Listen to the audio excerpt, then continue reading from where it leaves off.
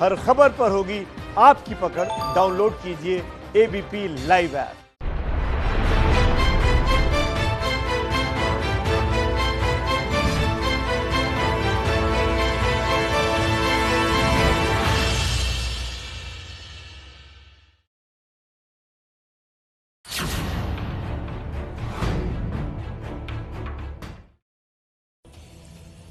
दिल्ली में एक तरफ कोरोना का विस्फोट हो रहा है, दूसरी तरफ सियासत में फायरिंग चल रही है। देश अनलॉक हुआ तो सबसे ज्यादा केस दिल्ली में सामने आए।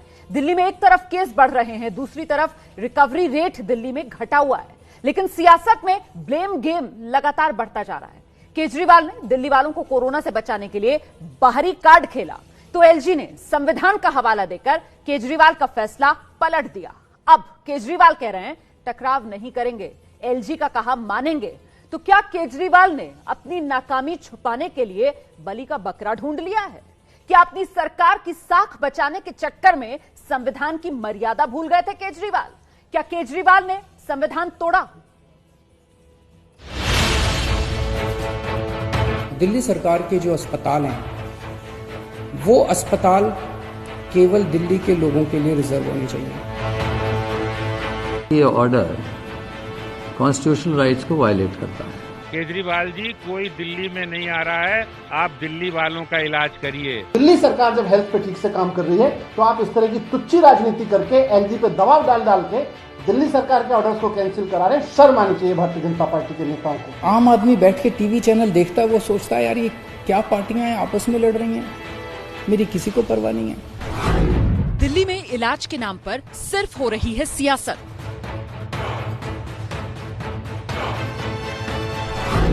केस नहीं संभले तो केजरीवाल ने चल दिया सियासी दांव। अब इस पे कोई लड़ाई झगड़ा नहीं करना। ये सब लोग, मैं जितने सरकार के अंदर भी हैं, जितने पार्टी के लोग हैं, मैं सबको मैसेज देना चाहता हूं कि एलजी साहब के आदेश को लागू किया जाएगा। फिर एलजी ने संविधान का हवाला देकर फैसला पलटा। और अगर इस तरीके का on the basis of residence deny किया जाता फैसिलिटी, तो ये वायलेटिव होता ऑफ द कॉन्स्टिट्यूशन। केजरीवाल को अब मजबूरन एलजी की हाँ में हाँ मिलानी पड़ी। एलजी साहब के आदेश को अक्षरशः लागू किया जाएगा। लेकिन केजरीवाल ने चेताया, दिल्ली में हालात होंगे बेहद खराब। 31 जुलाई तक लगभग 5,32,000 केस हो जाएंगे दिल्ली में।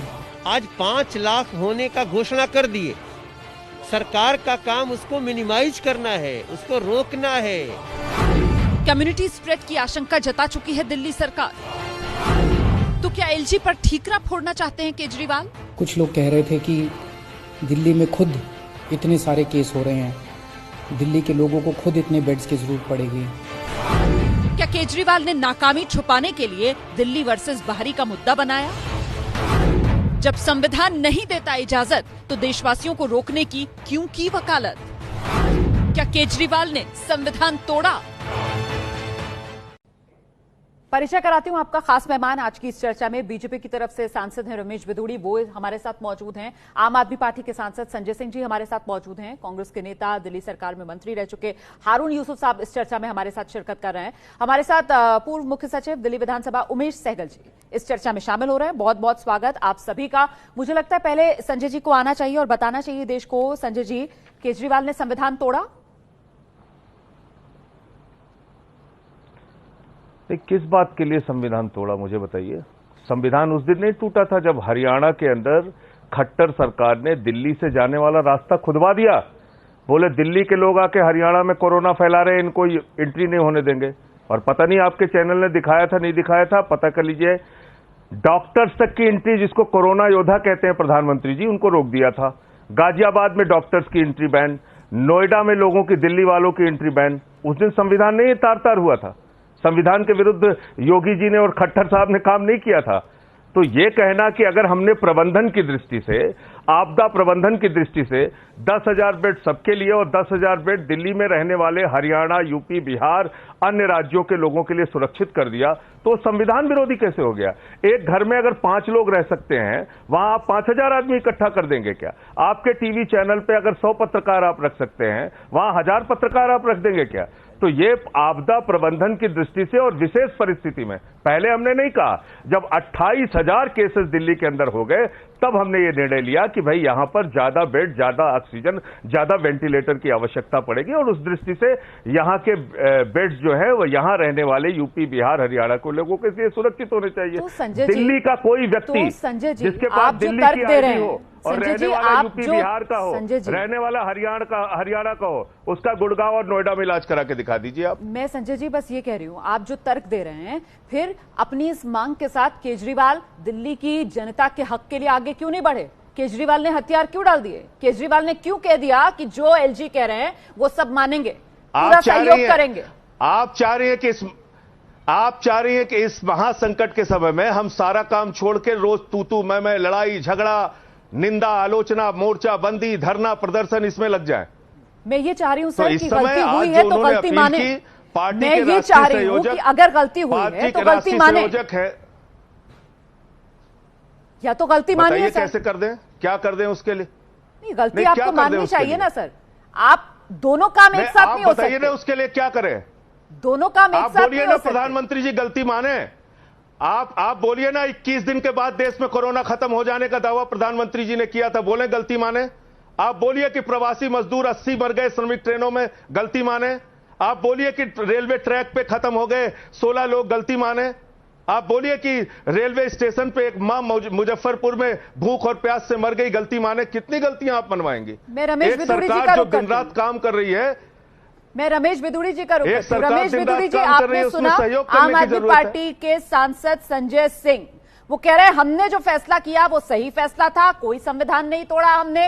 हाँ, अब हम टकराव की स्थिति नहीं चाहते, इस वजह से मान रहे बात, लेकिन बेहतर वही होता दिल्ली के हक में जो फैसला अरविंद केजरीवाल ने लिया था। दिल्ली के अस्पताल दिल्ली के लोगों के लिए ही रखे जाते सर, रिजर्व करके। आइए बिदुड़ी जी।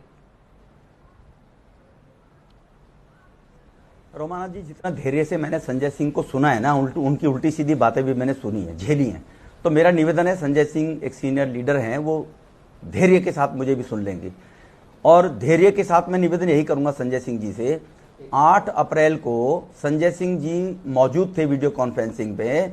हमने मुख्यमंत्री साहब को एक सुझाव दिया था कि आप दिल्ली के स्टेडियम हैं, आप छत्रसाल है, त्यागराज है, अंबेडकर है, इन स्टेडियम में 5-5 हजार बेड लगा दो, वरना अमेरिका जैसी स्थिति भारत की, इस दिल्ली की ना बन जाए, पछताना पड़ेगा। उस टाइम केजरीवाल साहब ने केंद्र पे डाल के, जबकि दिल्ली सरकार के स्टेडियम है, केंद्र का कोई लेने देने नहीं इनसे, उसने कह दी केंद्र ने हमें परमिशन नहीं दी। नंबर 1 नंबर, मैं संजय सिंह जी को याद दिलाना चाहता हूं, जो आपने ऑर्डर किए ये असंवैधानिक ऑर्डर आप करते हो।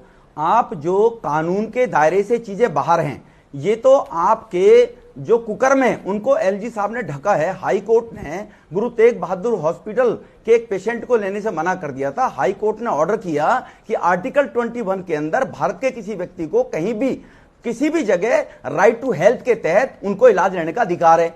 इनको उस टाइम वो भाषा में बोलना नहीं चाहता, इस नेशनल चैनल है, लीडिंग चैनल है, इन्होंने क्या किया, जो हमेशा आदत है कह के मुकर जाना के, माफी मांगने की आदत है, उसको हमारी गांव की भाषा में तो गंदी भाषा में बोलते हैं, मैं बोलना नहीं चाहूंगा अनपार्लियामेंट्री रूप में जी। तो तब इन्होंने उसको पेशेंट को इलाज कर देना पड़ा, क्योंकि ये लोगों को भ्रमित करने के लिए ये फेल हो गए हैं। जिस दिन केजरीवाल साहब, संजय जी पूछना चाहता हूं, जब शीला जी कुछ कर नहीं पा रही थी दिल्ली में, तो आप कहते थे लाचार मुख्यमंत्री है, और आप कहते थे आप परफेक्ट पर्सन है हर फील्ड में, आप बनिए के बेटे हैं, आप IRS हैं, मैं इनकम टैक्स कमिश्नर हूं, I knows everything is very well, I can do everything is rightly in Delhi, I will be make a Delhi to एक सिंगापुर, ये भाषा बोला करते थे केजरीवाल साहब।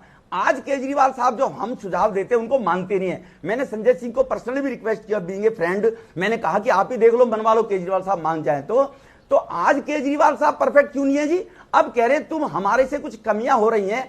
1000 लोग संजय सिंह जी मर गए दिल्ली के अंदर आपकी तैयारी ना होने के कारण। आप रेलवे ट्रैक पे कौन जा रहा है उसकी बातें कर रहे हो, मोदी जी क्या माफी मांगेंगे? अगर आप मोदी जी की बात मानते, या एक दिन मेरे से एंकर नहीं बोला, शोभना जी ने, मुझे बुरा लगा उस टाइम जो वो बोल रही थी आपकी प्रवक्ता के रूप में बनकर, वो कह रही थी विदुड़ी जी तुमने भी तो बॉर्डर सील किए थे। अरे दैट टाइम लॉकडाउन, लॉकडाउन के टाइम में तो सारे बॉर्डर ऑटोमेटिकली सील थे, और ऑटोमेटिकली सील होने के कारण से ही खट्टर साहब ने कहा था भाई दिल्ली में कोरोना वायरस फैल रहा है तबलीगी समाज के कारण वहां। और नंबर 2, किसी डॉक्टर को, किसी आई कार्ड वाले को कभी नहीं रोका गया, ना यूपी में रोका गया। मेरे साथ दो मेहमान और हैं, मेरे साथ दो मेहमान और हैं कांग्रेस की तरफ से। हारून यूसुफ मेरे साथ मौजूद हैं, उमेश सहगल जी मेरे साथ मौजूद हैं। आप ही का सवाल मैं दोबारा संजय जी के पास लेकर जा रही हूं। संजय जी, यहां जो बड़ी बात निकल कर आ रही है वो ये कि दिल्ली सरकार नाकाम, तो सर साख बचाने के चक्कर में संविधान की मर्यादा भूले केजरीवाल, ये सवाल पूछा जाएगा सर। केजरीवाल ने संविधान तोड़ा। हाँ, ये बात अभी आपने बिल्कुल सही बात आपने पूछा। जो दिल्ली सरकार तैयारियों में फेल है, दिल्ली सरकार इस मर्ज से लड़ने में कितना फेल है, कितना पास है। अब मुझे मौका दीजिएगा, मैं एक एक करके विधुड़ी जी की बातों का जवाब दूंगा। जैसे मैं उनको सुन रहा था वैसे वो मुझे सुनेंगे। अगर आप टेस्टिंग के मामले में दिल्ली को देखेंगे, मेरा आंकड़ा नहीं है, टाइम्स ऑफ इंडिया में प्रकाशित आंकड़ा है, इसको मैं सुना देता हूं आपको।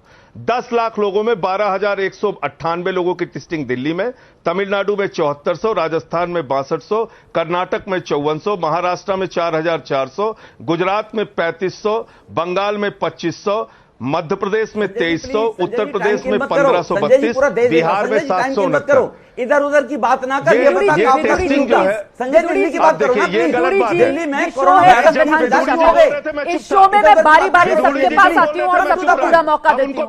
विदुड़ी जी, आपने पूरी बात कह दी थी, सबने आपको आराम से सुना सर। अब आप भी जरा संयम के साथ सुन लीजिए ना सर, आप नोट करके रख लो, आपको जहां आपत्ति हो आपको गिना देना, बाकी जनता को सुनने दीजिए सर, दर्शक को सुनने दीजिए। आप तय नहीं करेंगे ना कौन क्या बोलेगा। विदुड़ी जी, अच्छा नहीं लगता है सर, मुझे आपकी आवाज कम करानी पड़ेगी सर। बारी बारी सबके पास आ रही हूँ, सुन लीजिए, उसके बाद दोबारा आऊंगी आपके पास।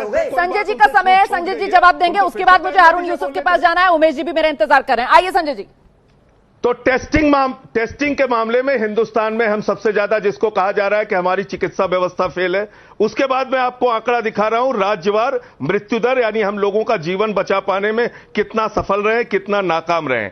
यह आंकड़ा है, यह आंकड़ा कहता है 10 लाख लोगों में 118 लोगों की मृत्यु अहमदाबाद में होती है, मुंबई में 83 लोगों की होती है, पुणे में 55 लोगों की होती है, दिल्ली में 32 लोगों की होती है, गुजरात के अंदर 6.9% मृत्यु दर है, दिल्ली में 2.6% है। आज भी 4200 बेड हमारे खाली हैं। अभी विधोड़ी जी कह रहे थे कितना बेड किसको मिला है, मैं पूरा आंकड़ा लेके आया हूं, और ये महेश वर्मा कमेटी की रिपोर्ट है। ये आंकड़े में दिल्ली गवर्नमेंट के जो हॉस्पिटल हैं उसमें लोकनायक में 2000 बेड, राजीव गांधी में 500 बेड, जीटीबी में 1500 बेड, दीपचंद बंधु में 200 बेड, राजा हरिश्चंद्र हॉस्पिटल में 200 बेड, सेंट्रल गवर्नमेंट के जो हॉस्पिटल हैं एम्स में 850 बेड। संजय जी, सवाल ये उठता है सर, ये जो आप पढ़कर सुना रहे हैं, ये तो एबीपी पर हम दिखा भी रहे हैं किस अस्पताल में कितने बेड जो है वो रिजर्व रखे गए। जो दिल्ली सरकार की तरफ से आंकड़े दिए जाते हैं, कितने बेड हैं, कितने पर मरीज भर्ती है, कितने होम क्वारंटीन है, ये सारे आंकड़े हम दिखा रहे हैं सर लगातार। ये आज अरविंद केजरीवाल जब आए थे प्रेस कॉन्फ्रेंस के लिए, उन्होंने देश को बताया भी था। सवाल तो ये है सर कि अगर इतनी तैयारी है तो अब दिल्ली सरकार के हाथ पांव क्यों फूल रहे हैं? अब दिल्ली सरकार जो है वो संविधान की मर्यादा भूलकर ऐसे फैसले क्यों लेती है कि लाइन पर लाने के लिए दिल्ली सरकार को एलजी को एंट्री करनी पड़ती है? मुझे लगता है हारून यूसुफ जी को आना चाहिए। सर, आप जो बात कह रहे हैं, जरा हारून यूसुफ जी के पास चलते हैं। हारून यूसुफ जी, दिल्ली के अंदर सिर्फ दिल्ली वालों का इलाज हो, बाहरी लोगों का इलाज ना हो। संजय सिंह कह रहे हैं कि साहब ये तो आपदा प्रबंधन के लिए हमने फैसला लिया। एलजी साहब कहते हैं साहब ये असंवैधानिक फैसला है। कांग्रेस इस पर कहां खड़ी हुई है सर? देखिए, मैं समझता हूं ये फैसला इंसानियत को शर्मसार करने वाला फैसला है। आप किस तरीके से, अगर मेरे घर पे कोई पेशेंट आया हुआ है और वो गाजियाबाद से आया है या गुड़गांव से आया है या लखनऊ से आया है, अगर उसको कोविड हो जाता है तो मैं उसका इलाज कैसे कराऊं कि वो इमरजेंसी सिचुएशन में है। और जो फैसला केजरीवाल जी ने लिया था और आज उन्होंने दिल्ली वालों से हाथ जोड़कर माफी मांगी है कि अब राजनीति मत करो, मैं समझता हूं राजनीति के अलावा और कुछ हो ही नहीं रहा है। जिस तरीके से ये फैसला किया गया कि बाहर वालों को इलाज नहीं मिलेगा दिल्ली में, फिर ये फैसला किया गया कि टेस्टिंग, जो 8 प्राइवेट लैब्स थे उनको नोटिफिकेशन जारी करके टेस्ट रुकवा दिए गए। संजय जी अभी बोल रहे थे कि हम टेस्ट में सबसे ज्यादा आगे हैं, पिछले 3 दिनों में जो संख्या है वो 4000 टेस्ट पर डे कम हो गए। मैं समझता हूं कि दिल्ली के लोगों के साथ जो फुटबॉल खेली जा रही है, चाहे वो केंद्र सरकार हो या दिल्ली सरकार हो, राघव चड्ढा जी इनके नेता जो हैं आम आदमी पार्टी के, उन्होंने दावा किया कि हमारे पास 10,000 वेंटिलेटर हैं और कुल 468-500 वेंटिलेटर दिल्ली सरकार के पास है। जो अभी आंकड़े 468 वेंटिलेटर वाले बेड्स की बात की इन्होंने। ठीक है। इसके अलावा दिल्ली में मैं समझता हूं कि टेस्टिंग और केजरीवाल जी आज बड़ी विनम्रता से कह रहे थे कि हम जो है अब राजनीति नहीं करेंगे। इसका मतलब वो राजनीति थी जो किया गया था, क्योंकि कोई काम हो नहीं रहा, कोई नया हॉस्पिटल इन्होंने बनाया नहीं, जो एग्जिस्टिंग इंफ्रास्ट्रक्चर है उसको पूरी तरह यूटिलाइज नहीं कर रहे। और संजय जी कह रहे हैं कि बहुत सारे बेड खाली पड़े हैं, और केंद्र सरकार जिसके पास 13,200 बेड जो हैं, वो जो एम्स है, RML है, लेडी हार्डिंग है, ये तमाम हॉस्पिटल की बेड की जो अवेलेबिलिटी है वो 13,000 है, और दिल्ली में MCD की 3500 है। तो 16,500 बेड में केवल 8% बेड जो हैं वो इस्तेमाल हो रहे हैं। और लड़ाई दूसरे आंकड़े दे देकर दिल्ली को बढ़ाना, दिल्ली की असली हालत क्या है? मुझे लगता है उमेश जी को आना चाहिए। मुझे लगता है उमेश जी को आना चाहिए। उमेश जी, कुल मिलाकर जिस तरीके की सियासत दिल्ली में हुई, जिस तरीके से मरीजों को दिल्ली वर्सेस बाहर वाले में बांटा गया, जिस तरीके से संविधान की मर्यादा भूलकर संविधान के खिलाफ जाकर फैसले लेने की बात हुई कि साहब दिल्ली के अंदर मरीज बाहर वाला आएगा उसका इलाज नहीं करेंगे, सिर्फ दिल्ली वालों का दिल्ली में इलाज होगा। क्या लगता है आपको, मोटे तौर पर ये क्या था? ये दिल्ली वालों के हितों की रक्षा के लिए उठाया गया कदम था, या फिर ये पॉलिटिकली टोपी ट्रांसफर का खेल था जो करने की कोशिश की जा रही थी?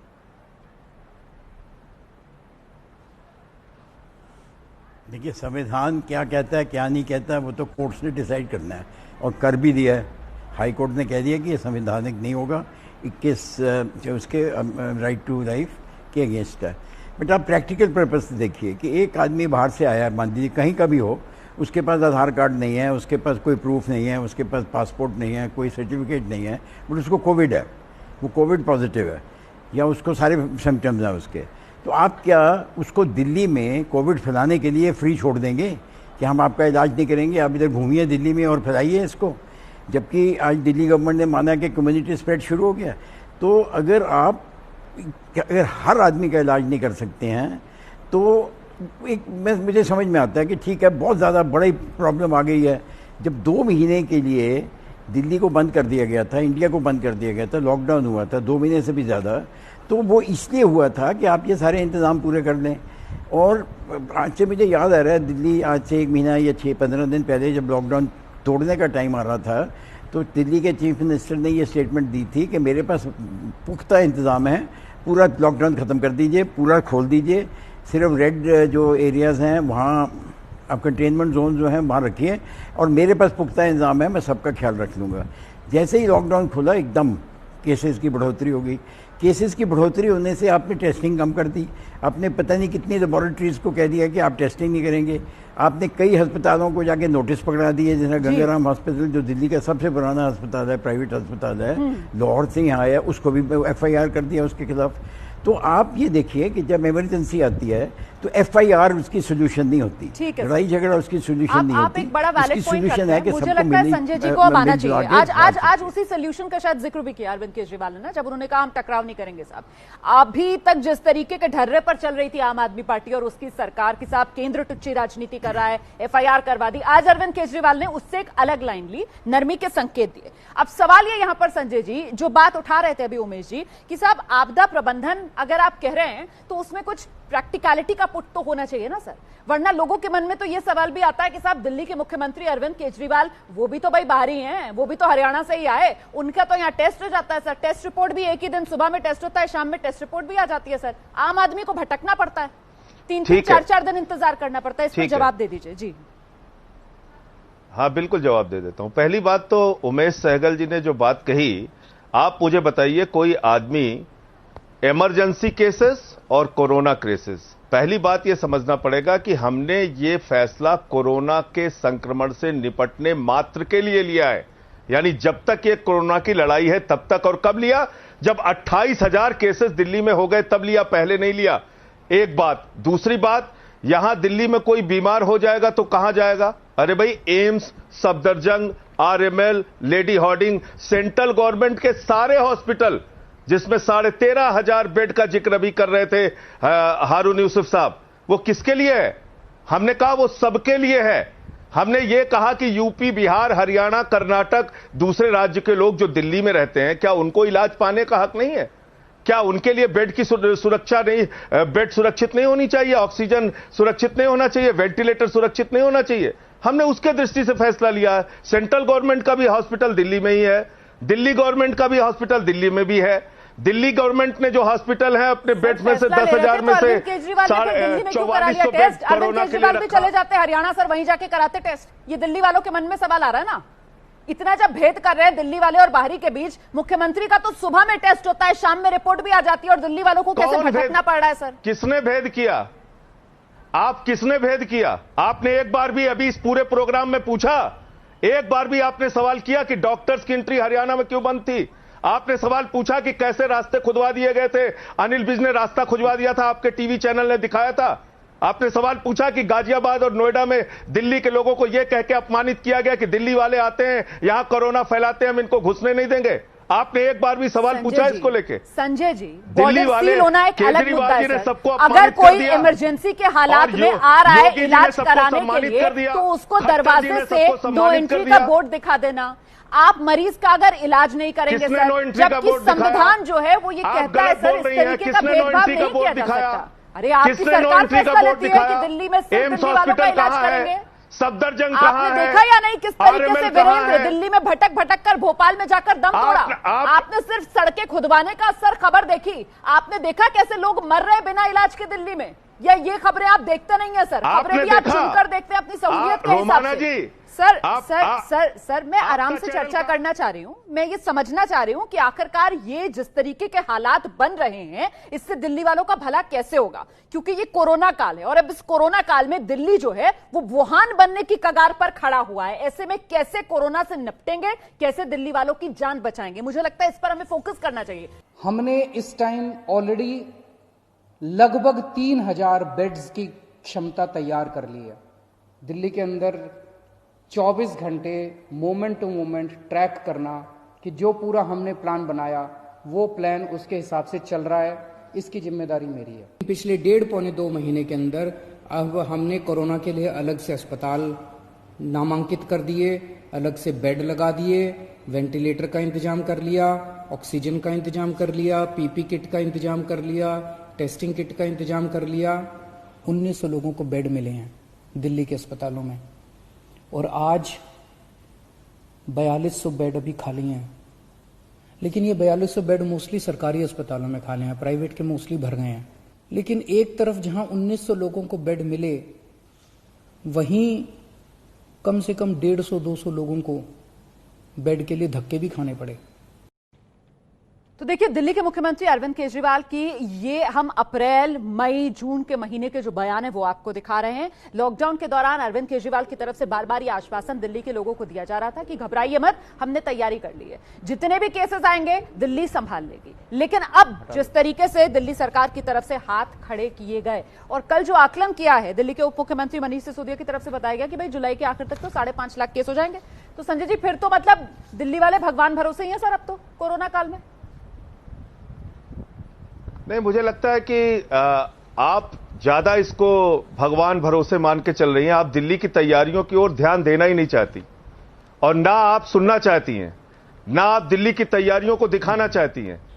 आपको सिर्फ अगर निंदा और आलोचना करनी है तो आप उसके लिए स्वतंत्र हैं, आपका टीवी चैनल, आप दिखाइए। आपने दिखाया ये नोएडा की घटना, ये 8 अस्पतालों में 13 घंटे तक एक गर्भवती महिला भटकती रही, नीलम, और उसके बाद उसकी मृत्यु हो गई।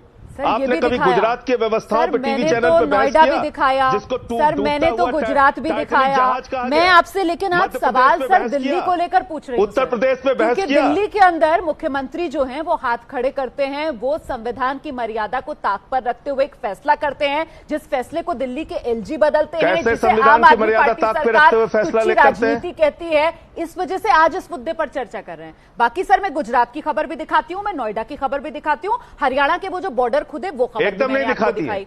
अब आपने ना देखी एकदम सर, नहीं दिखाती इसमें मैं है। कुछ नहीं कर सकती हूँ सर। आप कहिए ना गैर संवैधानिक फैसला था खट्टर का। की बहस में आपके साथ नहीं घुसना चाहती आप हूँ। बोलिए मैं आपसे पूछ रही हूँ कि भाई दिल्ली की जनता को आप जवाब दीजिए सर। दिल्ली की जनता के मन में इस समय आशंका होगी कि भाई जो हमारी सरकार कह रही थी कि हमारे लिए अब बेड नहीं बचेंगे, बाहर देश के और मरीज आकर हमारे बेड ले लेंगे, तो दिल्ली वाला कैसे इलाज कराएगा? उस दिल्ली वाले को आप भरोसा दीजिए ना। आपके मुंह से यह शब्द ही नहीं निकल रहा है कि हरियाणा का फैसला और यूपी का फैसला असंवैधानिक था।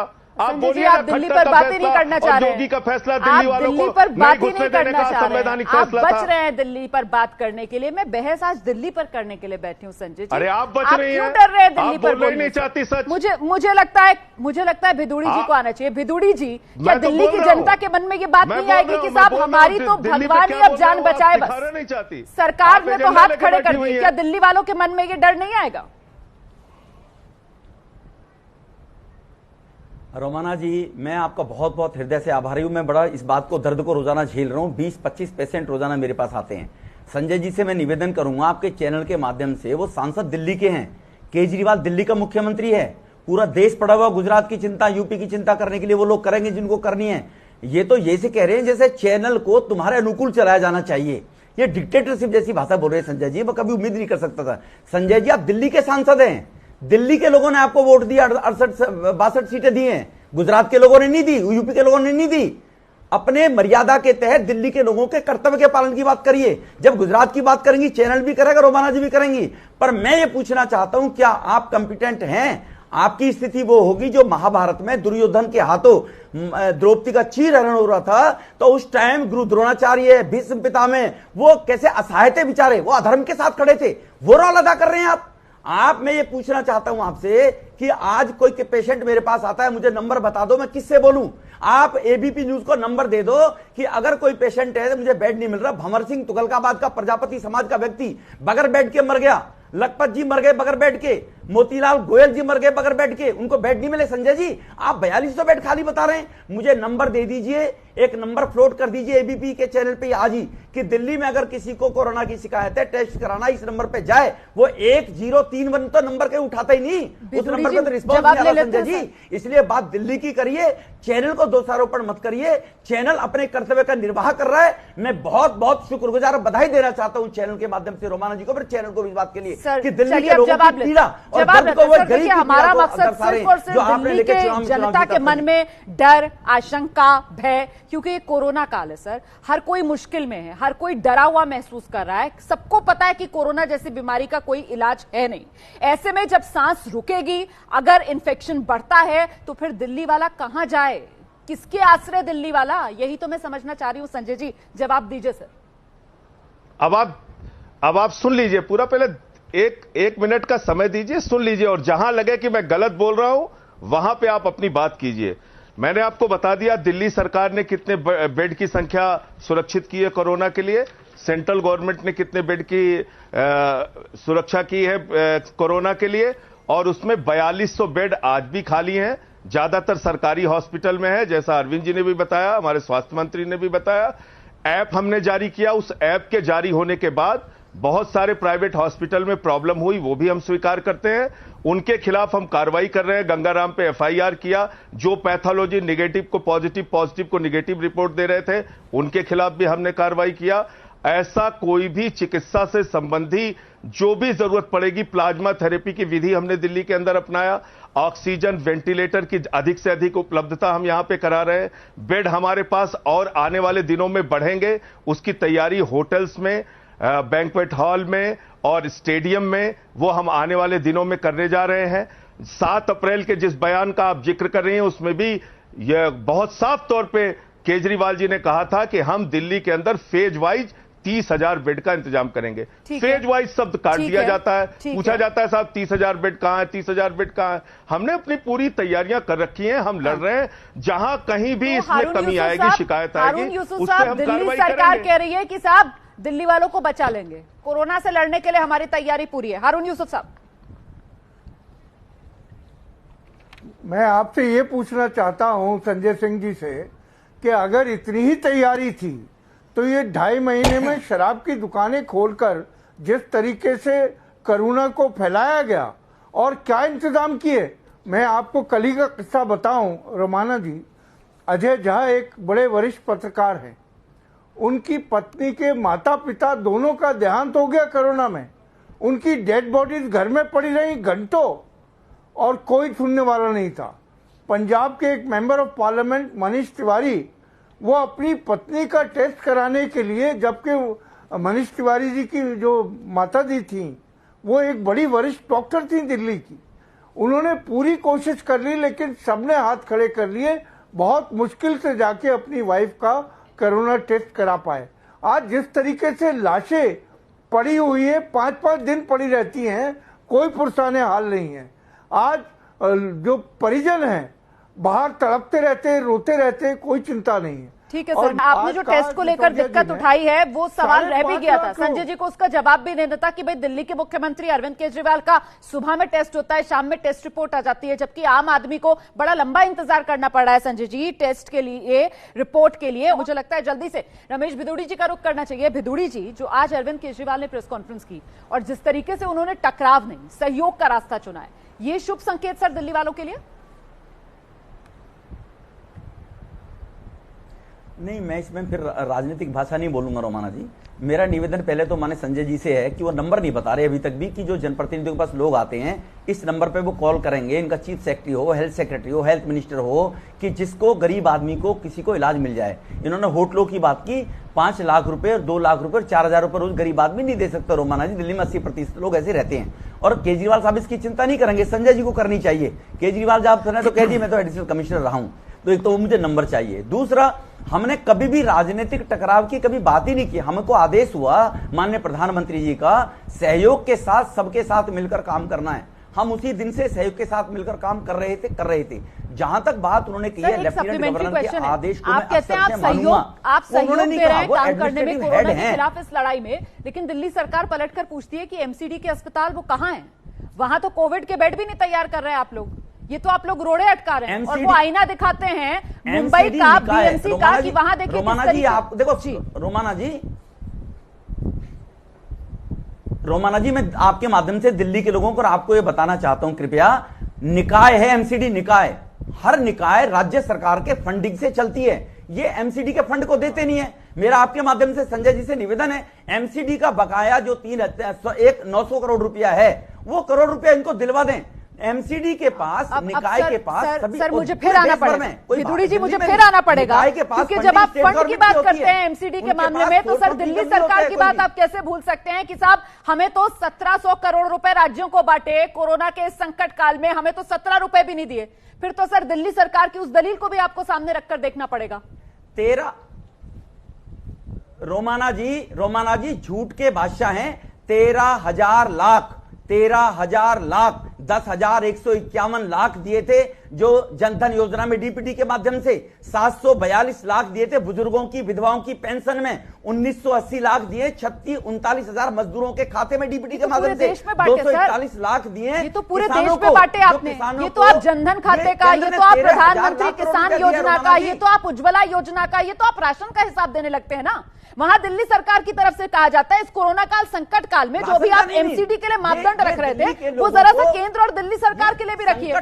कोरोना काल, संकट काल, सबको सहयोग से अगर इलाज करना है इस कोरोना की बीमारी का, तो सर एमसीडी के लिए अलग मापदंड, दिल्ली सरकार के लिए अलग मापदंड, ऐसे कैसे चलेगा? संजय जी आइए जल्दी से और जरा बताइए कि दिल्ली के मुख्यमंत्री हरियाणा कनेक्शन दिल्ली में कैसे सुबह टेस्ट कराते हैं, शाम को रिपोर्ट आ जाती है। सर ये तो सवाल का जवाब ही रह गया। संजय जी, लोगों की क्लियरिटी के लिए धन्यवाद दूंगा। मैं आपसे क्वेश्चन पूछ रहा है, पीपी किट वगैरह सब प्रोवाइड कराइए।